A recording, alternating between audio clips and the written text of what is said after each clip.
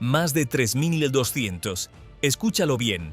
Más de 3.200 pandilleros violentos y narcotraficantes arrancados de las calles de Estados Unidos.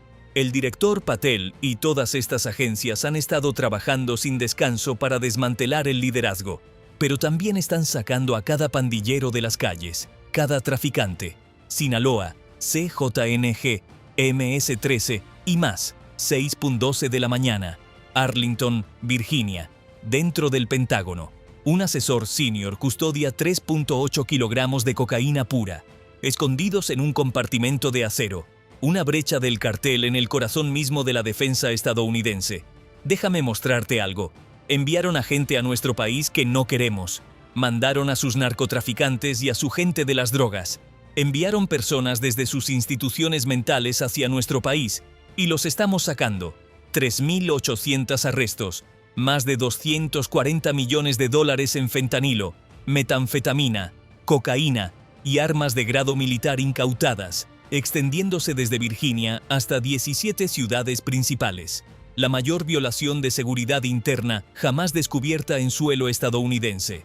Pero el verdadero shock no fueron los cargamentos. Fue donde se encontraron las identificaciones.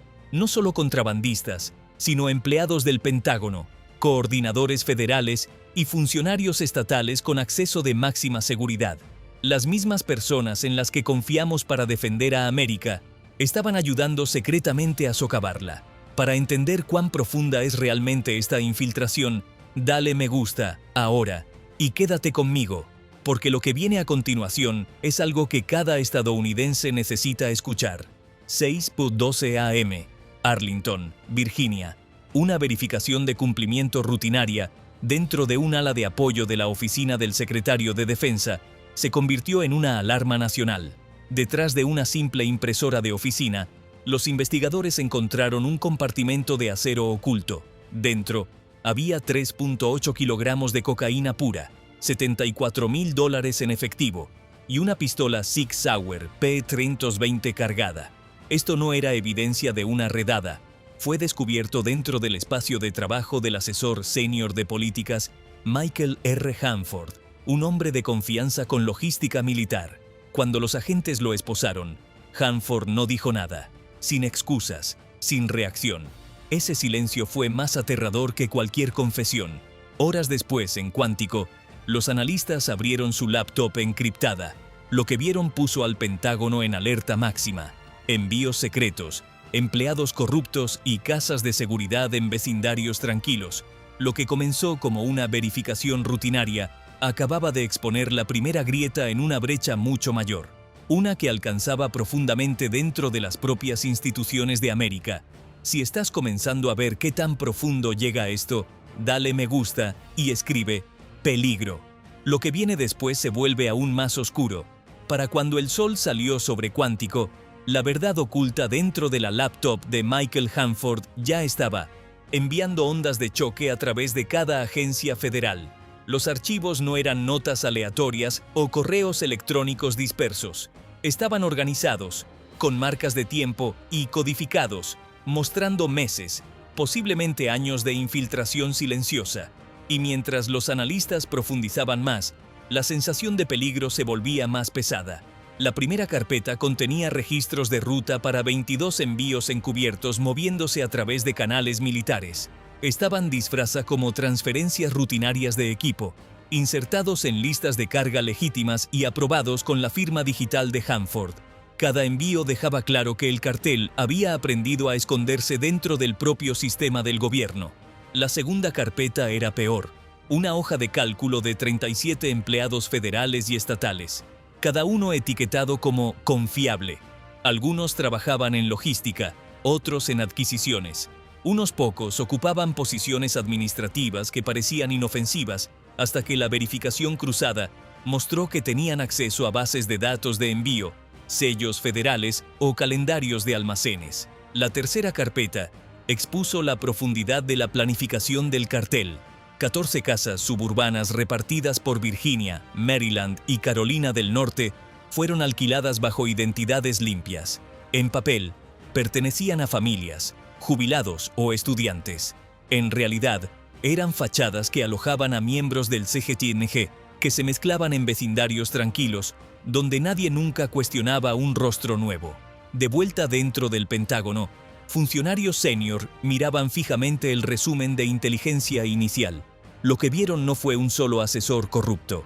Fue una brecha estructural, una red con raíces enterradas dentro de agencias que se suponía eran inquebrantables.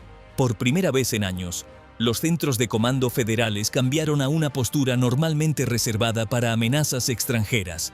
Se enviaron alertas, se reasignaron unidades, se activaron equipos de vigilancia. Nadie sabía hasta dónde se extendía la infiltración. Nadie sabía quién más estaba comprometido. Pero una verdad ya era clara. Si el cartel pudo alcanzar el Pentágono una vez, podía alcanzar cualquier lugar. Estos archivos exponen una amenaza mucho mayor de lo que nadie imaginó. Dale me gusta y comenta, continúa. Lo que sigue muestra cuán profundamente esta red ya se ha afianzado. Para las 5:00 am de la mañana siguiente, Estados Unidos ya no estaba lidiando con un empleado sospechoso o un compartimento oculto. Estaba lidiando con una red activa y armada, incrustada en múltiples estados. Los centros de comando federales, todavía digiriendo los archivos de la laptop de Hanford, emitieron una única directiva coordinada: ejecutar todos los objetivos simultáneamente. En minutos, los equipos se movieron. Virginia, la primera brecha. En un suburbio tranquilo cerca de Arlington, una casa de 2 pisos permanecía oscura y silenciosa. Los vecinos creían que una pareja joven vivía allí, pero los equipos de vigilancia ya conocían la verdad. Las firmas de calor mostraban 5 hombres adentro, despiertos y en movimiento. A las 5:03 am, un equipo de asalto del FBI avanzó a través del patio. La puerta explotó hacia adentro. Los disparos estallaron instantáneamente desde la escalera, cuando los guardias del cartel abrieron fuego con rifles de cañón corto. Los agentes se lanzaron detrás de la isla de la cocina, devolviendo disparos controlados. El vidrio se hizo añicos, el humo llenó el pasillo. En menos de un minuto, 2 sospechosos estaban en el suelo y los demás se rindieron bajo los reflectores. Dentro de la despensa, los agentes encontraron 28 kilogramos de metanfetamina y pilas de etiquetas de envío militar falsificadas, prueba de que la casa era una célula logística en funcionamiento. Houston, acero y fuego cruzado. Mientras Virginia todavía estaba despejando, un MRIP táctico embistió contra un almacén de acero en las afueras de Houston. Las chispas volaron cuando el vehículo blindado atravesó la puerta del garaje. Los tiradores del cartel dispararon desde detrás de bloques de motor apilados, las balas resonando contra el acero y el concreto. Los agentes respondieron con fuego de precisión, avanzando en formación cerrada. La batalla duró apenas 4 minutos, pero fue feroz.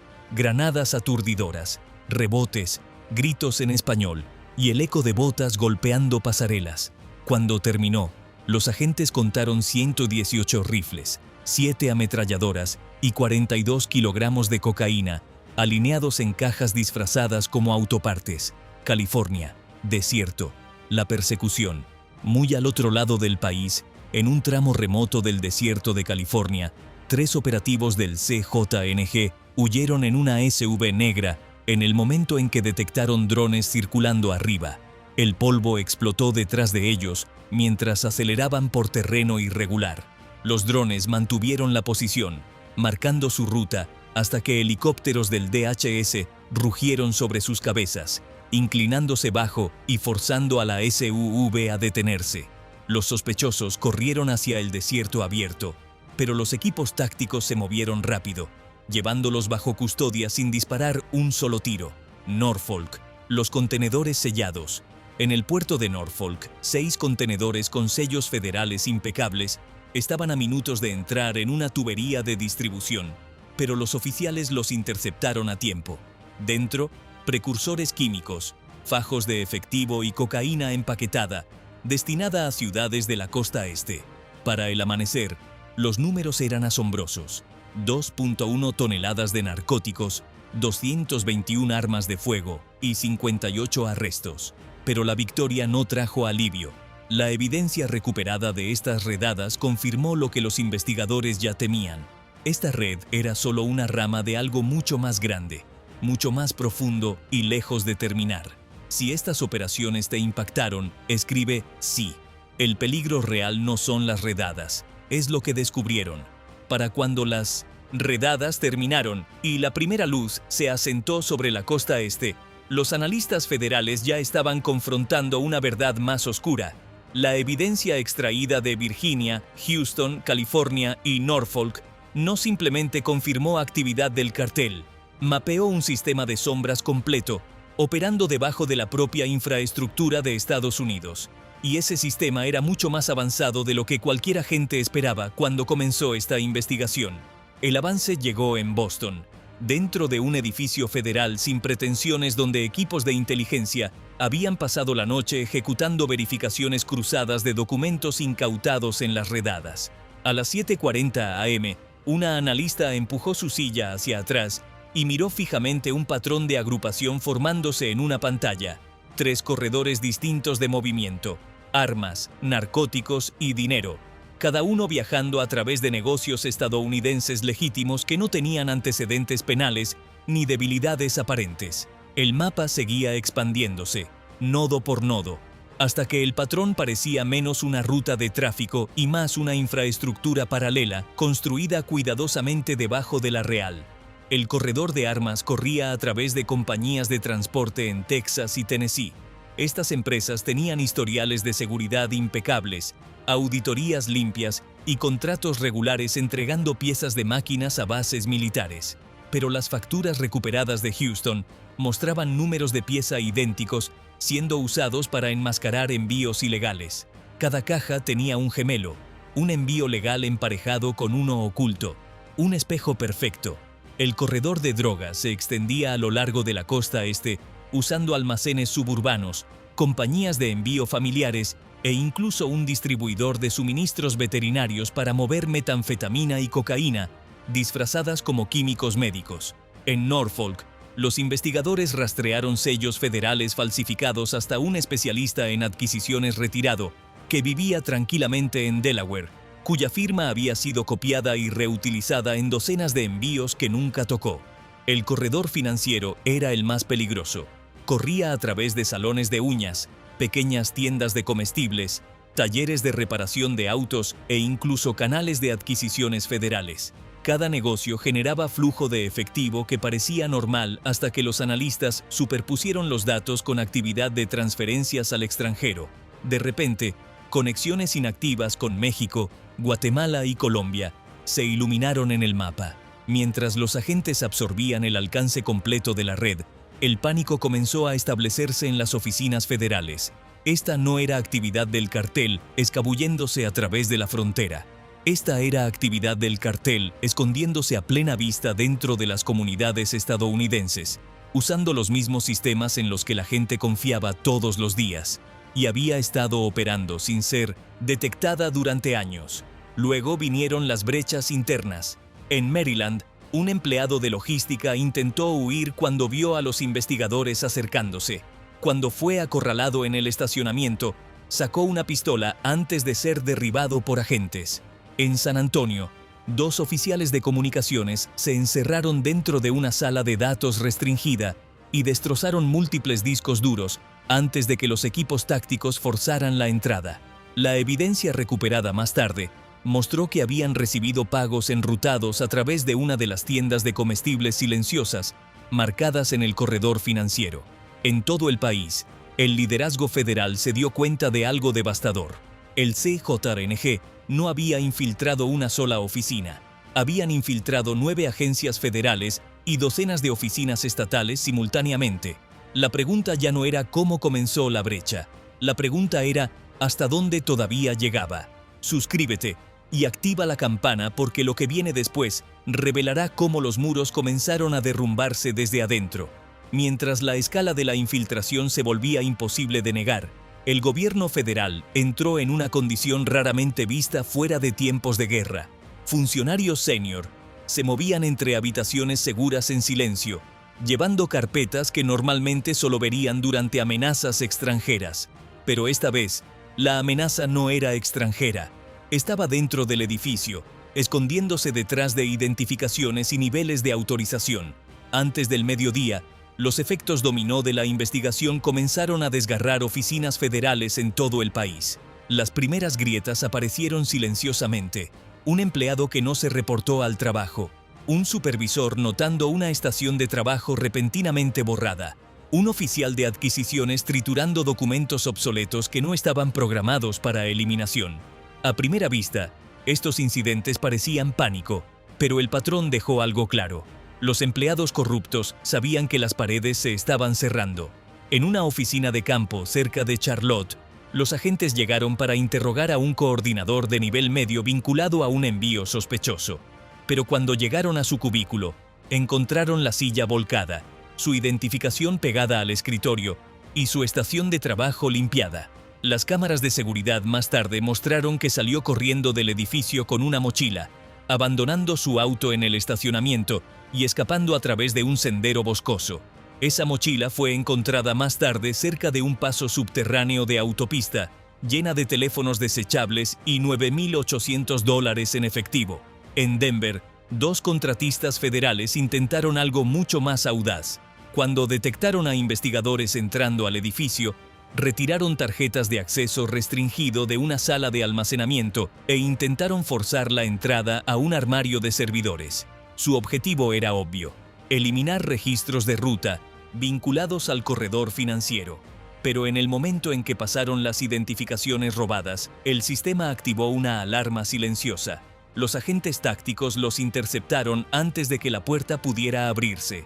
La revisión posterior mostró que ambos contratistas tenían depósitos inexplicables que se extendían por 8 meses. Y luego, vino el incidente más alarmante. En una instalación segura cerca de Tampa, un técnico senior de comunicaciones se atrincheró dentro de una sala de terminales después de enterarse de que estaba programado para una entrevista.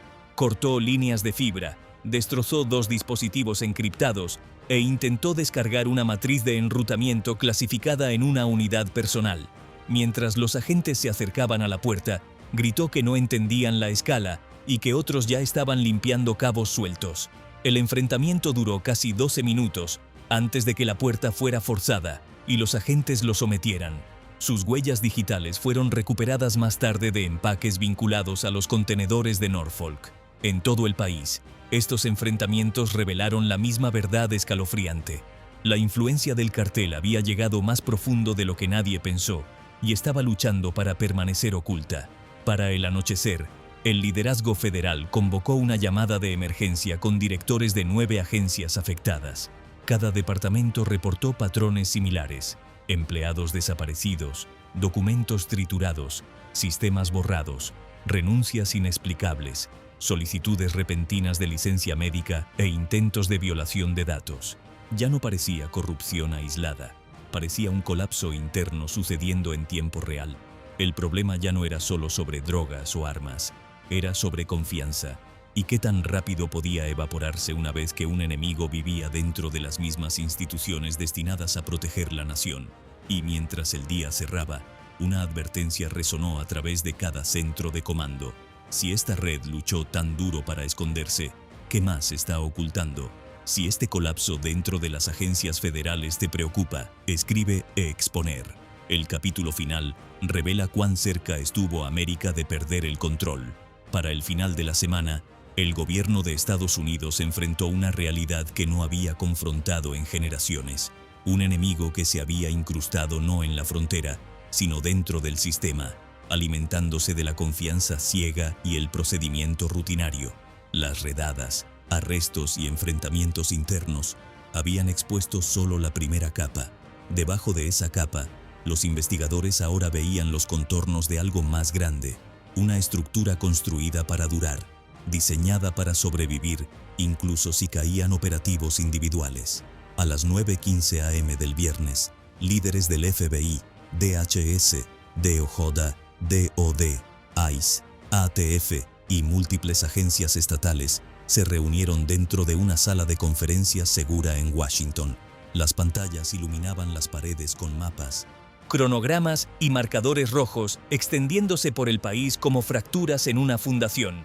El panorama combinado era el mismo en cada región. El CJNG no había infiltrado agencias al azar. Habían mapeado el gobierno como un plano y se movieron hacia las grietas.